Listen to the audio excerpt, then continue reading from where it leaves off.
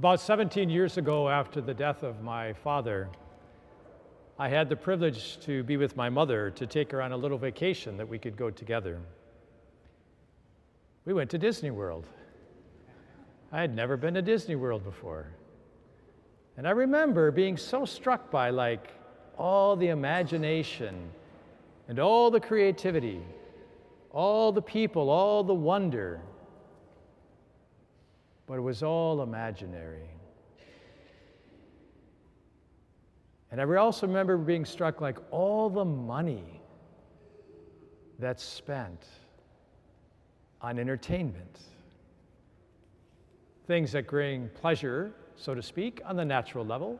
Not that there's anything objectively wrong with these natural delights, but the magnitude of people, money, and the experience, it was not a reflection of what was real, but imaginary. I set that as a backdrop because when I was at the Eucharistic Congress this last week, I had a reporter come up to me and say, "Bishop, would you just share a little bit about what your experience is?" And so what came to my mind was, this is like Catholic Disneyland, being at the Eucharistic Congress. Lots of people, all excited. We're all here, but there's one difference.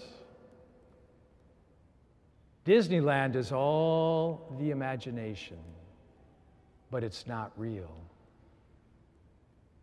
This is the love feast of what is real. I wish I could adequately describe to you what a gift it was to be with 35, 45, however many we were at for Mass at each one of the Masses. It was a love feast. God's love being poured out in the Holy Eucharist, in the Holy Word. And it was the young and the old. It was young families, senior citizens, everybody between. Consecrated men and women and clergy, deacons, priests, and bishops. It was the love feast of heaven.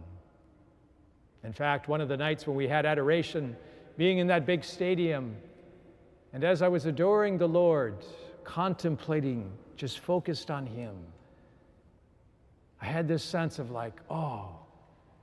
if only every stadium was filled with that which is eternal, like we are celebrating in the presence of Christ in the Holy Eucharist. What's very different about Disneyland is all the things that are used to try to create the imagination. The experience in adoration, as they did so beautifully, was to shut all the lights off, essentially, except to be focused on the Holy Eucharist in the monstrance. Even the musicians who would sing from time to time were not the primary focus. In fact, there were no lights on them. We were encountering the reality, heart to heart, face to face with God. And in that, the beautiful experiences in my heart and that of others who were so privileged to be a part of it. And I had this beautiful sense that this is a foretaste of heaven. The young and the old, people of various nationalities, different vocational journeys, all contemplating God, marveling at the real, and the marvelous outpouring of that real into our hearts, His love for us. Oh, what a gift it was. And it's all real. And it's all the foretaste of heaven. We are told in our readings today that God always provides. And both in our first reading in the Gospel, the first reading, of course, is providing for human food. The second one as well. But let us remember that the feeding of those who are hungering spiritually, this is a foretaste of what the Holy Eucharist is. And God is never short of generosity. He always has enough for us in the Holy Eucharist. Unfortunately, too few come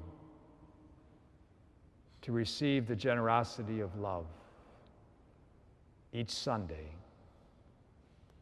Of course, I feel like I'm speaking to the choir because you're here. Praise God. And may your experience of God's love for you grow ever stronger.